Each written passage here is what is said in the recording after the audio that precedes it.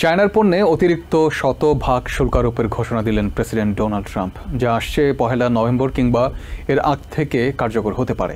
শুক্রবার এক truth social বার্তায় ট্রাম্প বলেন, বিশ্বের রপ্তানি নিয়ন্ত্রণে বেইজিংয়ের আগ্রাসী পদক্ষেপের পাল্টায় ওই উদ্যোগ নিতে বাধ্য হয়েছেন তিনি। তবে দেশটির প্রেসিডেন্ট শি জিনপিংয়ের সঙ্গে আসন্ন বৈঠকটি বাতিল করেননি। ওভাল অফিসে সাংবাদিকদের প্রশ্নের উত্তরে ট্রাম্প জানান, সাউথ কোরিয়া সফরে যাবেন তিনি, সেখানে শির সঙ্গে দেখা হতে পারে। এদিকে চায়নার বন্দরে নোঙর করার জন্য আমেরিকার জাহাজগুলোকে অর্থ গুনতে হবে বলেও জানিয়েছে বেইজিং। ওদিকে বিশ্বের 2 শীর্ষ অর্থনীতির নতুন করে বাণিজ্য যুদ্ধের জেরে দেশের পুঁজিবাজারে বড় ধস দেখা গেছে। হামাস ইসরায়েল যুদ্ধবিরতির ঘোষণায় মধ্যপ্রাচ্যে যখন উত্তেজনা কিছুটা হলেও প্রশমিত হয়েছে, তখন বিশ্বের 2 শীর্ষ অর্থনীতির দেশ আমেরিকা ও চায়নার মাঝে নতুন করে বাণিজ্য যুদ্ধের দামামা বেজে উঠেছে। শুক্রবার ট্রুথ সোশ্যাল বার্তায় তারই যেন ঘোষণা দিলেন প্রেসিডেন্ট ডোনাল্ড ট্রাম্প, যেখানে ট্রাম্প জানিয়েছেন সফটওয়্যার তৈরির জন্য অত্যন্ত গুরুত্বপূর্ণ উপাদান বিরল খনিজ রপ্তানিতে চায়নার আগ্রাসী তৎপরতায় দেশটির উপর বর্তমানে বলবৎ 30% শুল্কের পাশাপাশি অতিরিক্ত 100% শুল্ক আগামী 1 নভেম্বর কিংবা এর আগেই কার্যকর হতে পারে। অর্থাৎ আগামী মাস থেকে চায়নাকে 130% শুল্ক গুনতে হচ্ছে। সামাজিক বার্তায় ট্রাম্প দাবি করেন, বেইজিং সম্প্রতি বিভিন্ন দেশে চিঠি পাঠিয়ে জানিয়েছে নভেম্বরের শুরু থেকেই তারা তাদের পণ্য রপ্তানিতে নিয়ন্ত্রণ প্রতিষ্ঠা করতে চায়, এমনকি যা তাদের দেশের তৈরি নয় সেগুলোর উপরও, যা বিশ্ব বাণিজ্য ব্যবস্থায় বড় ধরনের প্রভাব ফেলবে, যে কারণে এই ধরনের উদ্যোগ নিতে হয়েছে তাকে। যা আসছে 1 নভেম্বর কিংবা এর আগে থেকেই কার্যকর হতে পারে। পুরো বিষয়টি নির্ভর করছে চায়না এর প্রতিক্রিয়া দেখায় কিভাবে তার ওপর। তবে দেশটির প্রেসিডেন্ট শি জিনপিং এর সঙ্গে আসন্ন বৈঠকটি বাতিল করেননি ট্রাম্প। ওভাল অফিসে সাংবাদিকদের প্রশ্নের উত্তরে তিনি জানান, সাউথ কোরিয়া সফরে যাবেন তিনি, সেখানে শির সঙ্গে দেখা হতে পারে। Your meeting with President Xi, and no, I haven't canceled, but I don't know that we're going to have it. But I'm going to be there regardless, so I would assume we might have it. But they hit the world with something that really is not anything that people are going to do. And president বলেন, এভাবে বিশ্ব অর্থনীতিকে জিম্মি করতে দেওয়া যায় না দেশটিকে। এদিকে এখন থেকে চায়নার বন্দরে নোঙর করতে আমেরিকার জাহাজগুলোকে অর্থ গুনতে হবে বলে জানিয়ে দিয়েছে Beijing. Out of the blue, they came up with this whole import-export concept, and nobody knew anything about it. ওদিকে বিশ্বের 2 শীর্ষ অর্থনীতির নতুন করে বাণিজ্য যুদ্ধের জেরে দেশের পুঁজিবাজারে বড় ধস দেখা গেছে। এদিন ডাও জোন্সের সূচক নেমেছে 1.9, S&P 500 2.71% এবং ন্যাসড্যাকের সূচকে পতন ঘটেছে প্রায় 4%। বিশ্লেষকরা বলছেন, এর ফলে বিশ্ব অর্থনীতিতেই নেতিবাচক প্রভাব পড়তে শুরু করবে। অন্যদিকে আমেরিকা থেকে সয়াবিন আমদানি বন্ধ করে দিয়েছে চায়না, ফলে দেশের কৃষকেরাও বাণিজ্য যুদ্ধের জাতাকলে পিষ্ট হবেন বলেই আশঙ্কা করছেন অর্থনীতিবিদরা। গাজায় যুদ্ধবিরতির উদ্যোগে বিশ্বের শান্তির সুবাতাস বয়ে যাচ্ছে বলে মন্তব্য করেছেন প্রেসিডেন্ট ডোনাল্ড ট্রাম্প। শুক্রবার ওভাল অফিসে এই কথা জানান তিনি। ইসরায়েলের পার্লামেন্ট কেনেসেটে বক্তব্য রাখবেন জানিয়ে ট্রাম্প বলেন, ইজিপ্ট সফরের পরিকল্পনাও চূড়ান্ত করেছেন তিনি। এদিকে সরকার অচলাবস্থার জন্য আবারও ডেমোক্রেটিক আইন প্রণেতাদের দায়ী করেন ট্রাম্প। অন্যদিকে শান্তিতে নোবেল পুরস্কার বিজয়ী ভেনেজুয়েলার বিরোধী দলীয় নেতা মারিয়া করিনা মাচাদোকে সব ধরনের সমর্থনের প্রতিশ্রুতিও দেন ট্রাম্প।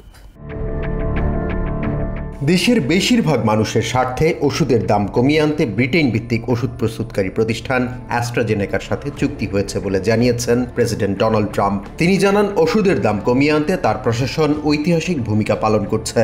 গত মাসে ফাইজারের সাথে চুক্তির মতোই অ্যাস্ট্রাজেনেকা দেশের মানুষের জন্য কম দামে ওষুধ উৎপাদন করবে বলেও জানান তিনি। অ্যাস্ট্রাজেনেকা আগামী 5 বছরে $50 বিলিয়ন বিনিয়োগ করবে বলেও জানান প্রেসিডেন্ট ট্রাম্প।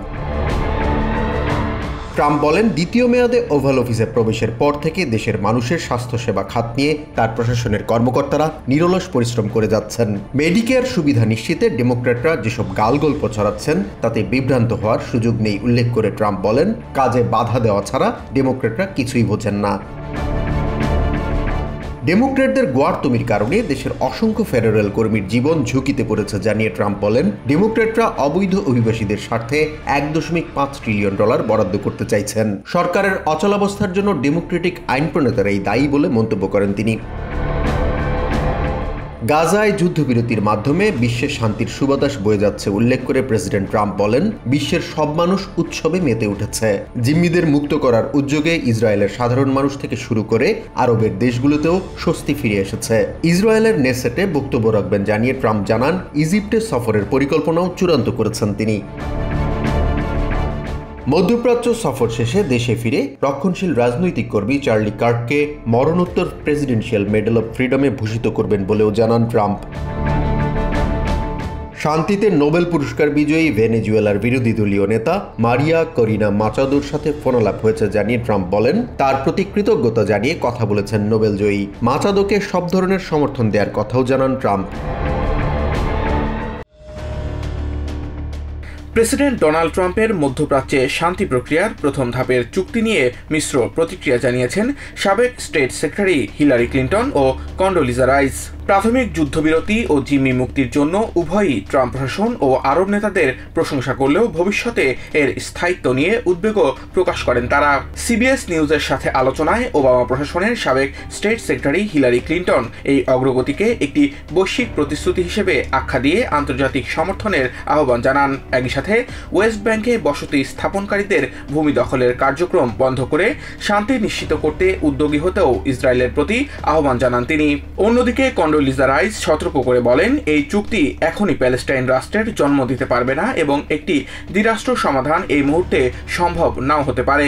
তিনি জোর দেন, প্যালেস্টিনিয়ানদের ভবিষ্যতের জন্য নিজেদের শিক্ষা ব্যবস্থা সংস্কার করা এবং মধ্যপ্রাচ্যে ইসরায়েলের অস্তিত্ব মেনে নেওয়া জরুরি। তবে গাজায় হামাসের অনুপস্থিতিতে প্রতিনিধিত্বশীল প্যালেস্টিনিয়ান কর্তৃপক্ষের কাছে ক্ষমতা হস্তান্তরের বিষয়টি নিয়ে উদ্বেগ জানান বুশ প্রশাসনের এই সাবেক স্টেট সেক্রেটারি। উভয় রাজনীতিকই স্বীকার করেন, সংঘাতের এই নতুন পর্বে প্রবেশ করা ইতিবাচক হলেও গাজা পুনর্গঠন ও স্থায়ী শান্তি প্রতিষ্ঠার পথটি কষ্টকর ও নিবিড় হবে। তাদের এই মন্তব্য থেকে স্পষ্ট যে ট্রাম্পের এই পরিকল্পনা একটি প্রাথমিক সাফল্য হলেও এর দীর্ঘমেয়াদী চ্যালেঞ্জগুলো এখনও অমীমাংসিত। এই চুক্তির প্রথম ধাপে ইসরায়েলি সেনা প্রত্যাহার ও জিম্মি মুক্তিকে সফল বলে মনে করলেও দ্বিতীয় ধাপ নিয়ে বড় প্রশ্ন তুলেছেন অবসরপ্রাপ্ত জেনারেল জ্যাক কিন। সাবেক এই সেনা কর্মকর্তা মনে করেন, নিরস্ত্রীকরণ ছাড়া গাজার যুদ্ধ শেষ হবে না এবং যুদ্ধবিরতি কার্যকর করতে সেখানে উপস্থিত থাকবে আন্তর্জাতিক বাহিনী। টেনেসির একটি সামরিক বিস্ফোরক তৈরির কারখানায় ভয়াবহ বিস্ফোরণে কমপক্ষে 19 জন নিখোঁজ হয়েছে। নিখোঁজদের সবার প্রাণহানির আশঙ্কা করছে স্থানীয় কর্তৃপক্ষ। হামফ্রে কাউন্টির শেরিফ ক্রিস ডেভিস জানিয়েছেন, এখানে বর্ণনার মতো কোনো অবস্থাই নেই, পুরো কারখানা শেষ হয়ে গেছে বলেও মন্তব্য করেন তিনি। বিস্ফোরণস্থলের কাছাকাছি প্রিয়জনদের খবর জানতে নিখোঁজদের স্বজনরা ভিড় করছেন। বিস্ফোরণে আহত কমপক্ষে 4 জন স্থানীয় হাসপাতালে চিকিৎসা নিয়েছেন, তবে তাদের কারো অবস্থায় গুরুতর নয় বলে জানিয়েছে হাসপাতাল কর্তৃপক্ষ। ন্যাশভিল শহর থেকে প্রায় 56 মাইল দক্ষিণ পশ্চিমে হামফ্রিজ কাউন্টির প্রত্যন্ত এলাকার অ্যাকিউরেট এনার্জি সিস্টেমস কারখানায় এই বিস্ফোরণ ঘটে। শুক্রবার স্থানীয় সময় সকাল 8:45 মিনিটে ওই বিস্ফোরণের শব্দ শোনা গেছে কয়েক মাইল দূর থেকেও। বিস্ফোরণের কারণে ঘটনাস্থলের কয়েক মাইলের মধ্যে থাকা বাড়িঘরেরও ক্ষয়ক্ষতি হয়। বিমান থেকে তোলা ঘটনাস্থলের ভিডিওতে ধ্বংসাবশেষ, দুমড়ে মুচড়ে যাওয়া গাড়ি এবং কারখানাটির অবশিষ্ট দেখা গেছে। বিস্ফোরণের শিকার কারখানাটি সামরিক ও মহাকাশ অভিযানের কাজে ব্যবহারের জন্য কিংবা পরিত্যক্ত স্থাপনা ভেঙে ফেলার কাজে ব্যবহৃত বিস্ফোরক তৈরি করে থাকে। হামফ্রিজ কাউন্টির শেরিফ ক্রিস ডেভিস সংবাদ সম্মেলন করে জানিয়েছেন, তার ক্যারিয়ারে দেখা সবচেয়ে বিধ্বংসী দুর্ঘটনা এটি। বিস্ফোরণস্থল বর্তমানে নিরাপদ রয়েছে উল্লেখ করে শেরিফ জানান, এখানে alcohol, tobacco, fire arms and explosive bureau ATF এবং FBI তদন্তের কাজ শুরু করেছে। This time we have been able to confirm that we do have 19 souls. খুব দ্রুতই এই বিস্ফোরণের কারণ খুঁজে বের করা কঠিন হবে বলেই মনে করেন শেরিফ ডেভিস। তাই তদন্তের প্রয়োজনে এখানে বেশ কয়েকদিন থাকতে হতে পারে বলেও জানান তিনি। Short term explanation, no. Do I see us being here for many days? Yes, I do see that. ছোটখাটো আঘাত নিয়ে একাধিক হাসপাতালে 4 জন চিকিৎসা নিয়েছেন। তারা সবাই বিস্ফোরণের কারণে আহত বলে জানিয়েছে হাসপাতাল কর্তৃপক্ষ। তবে তারা কেউই কারখানার কর্মী নন বলেও নিশ্চিত করা হয়। হিকম্যান কাউন্টির মেয়র জিম বেটস জানিয়েছেন কারখানাটিতে ৮০ জন কর্মচারী ছিলেন, তবে বিস্ফোরণের সময় কারখানার ভেতর কতজন ছিলেন তা এখনও নিশ্চিত করা যায়নি। এই মুহূর্তে নিখোঁজদের পরিবার ও কর্মীদের প্রতি মনোযোগ দেওয়া হচ্ছে। টেনেসির বাস্ক নর্টে কারখানাটির ১৩০০ একরের সদর দপ্তরে আছে ৮টি উৎপাদন ভবন, একটি কোয়ালিটি ল্যাব। এর আগে একই স্থানে ২০১৪ সালে আরও একটি বিস্ফোরণে একজন নিহত ও ৩ জন আহত হয়েছিল। সরকারের অচলাবস্থা টানা ১০ম দিনে গড়ালেও সংকট সমাধানে দ্বিদলীয় সমঝোতায় আসতে ব্যর্থ হয়েছেন রিপাবলিকান এবং ডেমোক্রেটিক আইন প্রণেতারা। এর আগে বৃহস্পতিবার টানা ৭মবারের মতো অচলাবস্থা নিরসনে দ্বিদলীয় উদ্যোগ সেনেটে মুখ থুবড়ে পড়ে। সরকারের অচলাবস্থার কারণে দেশের প্রায় ২ মিলিয়ন ফেডারেল কর্মী নিয়মিত বেতন থেকে বঞ্চিত হবেন জানিয়ে হাউস স্পিকার মাইক জনসন বলেন, ডেমোক্রেটিক আইন প্রণেতারা দেশের মানুষকে জিম্মি করে রাজনীতি করছেন। দেশের সার্বভৌমত্ব রক্ষায় জীবন বাজি রাখা সামরিক বাহিনীর সদস্যদের প্রাপ্ত বেতন আটকে দিয়ে ডেমোক্রেটরা অবৈধ অভিবাসীদের স্বার্থে একগুঁয়ে আচরণ করে যাচ্ছেন বলেও অভিযোগ করেন স্পিকার জনসন। তিনি দাবি করেন, সামরিক বাহিনীর সদস্যদের বেতন নিশ্চিত করতে ১৯ সেপ্টেম্বর থেকে ৯ অক্টোবর পর্যন্ত রিপাবলিকান আইন প্রণেতারা চেষ্টা করে গেলেও ডেমোক্রেটরা উদাসীন ছিলেন। সরকারের অচলাবস্থা বহাল রেখে সেনেট মাইনরিটি লিডার চাক শুমার দেশের সামরিক বাহিনীর সদস্যদেরকে নাজেহাল করার বন্দোবস্ত করেছেন বলে অভিযোগ করেন হাউস মেজরিটি লিডার স্টিভ স্ক্যালিস। তিনি বলেন, শুমার এবং তার বামপন্থী তোষামতকারীরা ছাড়া আর কেউ অচলাবস্থা নিয়ে খুশি নন। ডেমোক্রেট সহকর্মীদের প্রতি কাণ্ডজ্ঞান ব্যবহার করে সিদ্ধান্ত নেওয়ার পরামর্শ দেন স্ক্যালিস। এদিকে সেনেট মেজরিটি লিডার জন থুন অভিযোগ করেন, সরকারের অচলাবস্থার কারণে ডেমোক্রেটিক আইন প্রণেতারা রাজনৈতিকভাবে নিজেদের লাভবান মনে করলেও দেশের বেশিরভাগ মানুষ বিপদের মুখে পড়েছেন। অযৌক্তিক দাবি তুলে ডেমোক্রেটিক আইন প্রণেতারা বারবার লজ্জাজনক আচরণ করছেন বলেও মন্তব্য করেন সেনেটর থুন। উগ্র বামপন্থীদের তুষ্ট করতেই ডেমোক্রেটরা দেশের বেশিরভাগ মানুষকে জিম্মি করেছেন জানিয়ে জন থুন বলেন, বামপন্থীদের কথায় উঠবস না করে দেশের মানুষের কথা বিবেচনা করা উচিত। ডেমোক্রেটিক আইন প্রণেতাদেরকে দেশের মানুষকে দেয়া প্রতিশ্রুতির কথাও স্মরণ করিয়ে দেন সেনেট মেজরিটি লিডার। এদিকে প্রেসিডেন্ট ডোনাল্ড ট্রাম্পকে গলফ খেলায় মনোযোগ না দিয়ে দেশের মানুষের প্রতি সহানুভূতিশীল হওয়ার পরামর্শ দিয়েছেন হাউস মাইনরিটি লিডার হাকিম জেফ্রিজ।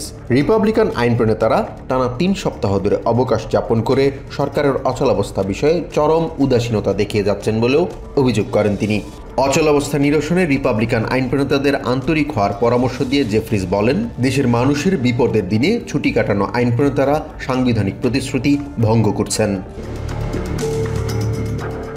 আন্তর্জাতিক জটিল সমস্যার সমাধান ও শান্তি ফিরিয়ে আনতে আমেরিকার প্রেসিডেন্ট ডোনাল্ড ট্রাম্প অনেক চেষ্টা করছেন বলে মন্তব্য করেন রুশ প্রেসিডেন্ট ভ্লাদিমির পুতিন। শুক্রবার তাজিকিস্তানে দুশানবেতে রাশিয়া সেন্ট্রাল এশিয়া সামিটে কথা বলেন তিনি।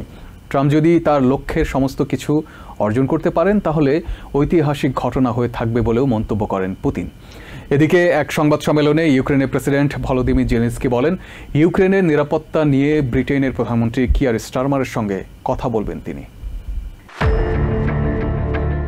শান্তিতে নোবেল পুরস্কার ঘোষণার পরও থেমে নেই আলোচনা। মধ্যপ্রাচ্যে যুদ্ধবন্ধ ও শান্তি বাস্তবায়নের প্রথম ধাপ কার্যকরের পর থেকেই প্রেসিডেন্ট ডোনাল্ড ট্রাম্পের নোবেল পুরস্কার পাওয়া নিয়ে প্রশ্ন উঠছে। তাজিকিস্তানের দুশানবেতে চলা রাশিয়া সেন্ট্রাল এশিয়া সামিটে ট্রাম্পের নোবেল না পাওয়া প্রসঙ্গে রাশিয়ার প্রেসিডেন্ট ভ্লাদিমির পুতিনের কাছে জানতে চাওয়া হয়। জবাবে তিনি বলেন, প্রেসিডেন্ট ট্রাম্প দারুণ কিছু কাজ করেছেন, তবে ট্রাম্প শান্তি পুরস্কার প্রাপ্য কিনা তা তিনি এ বিষয়ে জানেন না। জানি না আমেরিকার বর্তমান প্রেসিডেন্ট নোবেল শান্তি পুরস্কারের প্রাপ্য কিনা, তবে কয়েক যুগের জটিল সমস্যা সমাধানে তিনি দারুণ কিছু কাজ করেছেন। সংবাদ সম্মেলনে সাংবাদিকদের প্রশ্নের জবাবে পুতিন বলেন, আন্তর্জাতিক অনেক জটিল সমস্যার সমাধান ও শান্তি ফিরিয়ে আনতে ট্রাম্প চেষ্টা করেছেন। এ সময় মধ্যপ্রাচ্যকে সবচেয়ে বড় উদাহরণ হিসেবে তুলে ধরেন রুশ প্রেসিডেন্ট। পুতিন বলেন, ট্রাম্প যদি তার লক্ষ্যের সবকিছু অর্জন করতে পারেন তাহলে এটি ঐতিহাসিক ঘটনা হয়ে উঠবে। আমি আবারও বলছি, আমি এই সিদ্ধান্ত দেওয়ার কেউ না যে তিনি নোবেল শান্তি পুরস্কারের উপযুক্ত কিনা, এমনকি এই পুরস্কার এমন অর্জনের জন্যই দেওয়া হয় কিনা তাও আমি নিশ্চিত নই। বিশ্বজুড়ে অস্ত্র নিয়ে এক ধরনের প্রতিযোগিতা চলছে উল্লেখ করে পুতিন বলেন, কোন কোন দেশ পারমাণবিক পরীক্ষার প্রস্তুতি নিচ্ছে। তারা যদি পারমাণবিক পরীক্ষা চালায় তাহলে রাশিয়াও পরীক্ষা চালাবে বলে হুঁশিয়ার করেন পুতিন। কয়েকটি দেশ পারমাণবিক পরীক্ষার জন্য ভাবছে। যতদূর আমি জানি তারা এমন প্রস্তুতিও নিয়েছে। বিশেষজ্ঞরা জানে তারা কারা। তারা যদি এমন পরীক্ষা চালায় তাহলে রাশিয়াও পরীক্ষা চালাবে। এদিকে ইউক্রেনের বিদ্যুৎ ও জ্বালানি স্থাপনায় রুশ সেনাদের হামলা প্রসঙ্গে কথা বলেন প্রেসিডেন্ট ভলোদিমির জেলেনস্কি। কিয়েভে এক সংবাদ সম্মেলনে বৈরী আবহাওয়ার সুযোগ নিয়ে পরিকল্পিতভাবে রাশিয়া হামলা চালাচ্ছে অভিযোগ করেন তিনি। এই সময় নিরাপত্তা প্রসঙ্গ নিয়ে ইউক্রেনের মিত্রদের সাথে বৈঠক করবেন বলেও জানান জেলেনস্কি। নিরাপত্তার প্রসঙ্গ নিয়ে ব্রিটিশ প্রধানমন্ত্রী কিয়ার স্টারমারের সাথে আমি টেলিফোনে কথা বলবো। আমাদের মিত্রদের নিয়ে বৈঠকে ইউক্রেনের নিরাপত্তাই প্রথম আলোচ্য বিষয় হবে। আশা করি এই মাসের মধ্যে কোনো এক সময় এই বৈঠকটি হবে। নিউ ইয়র্ক থেকে সম্প্রচারিত TVN 24 টেলিভিশন বিশ্বজুড়ে বাঙালির কণ্ঠস্বর।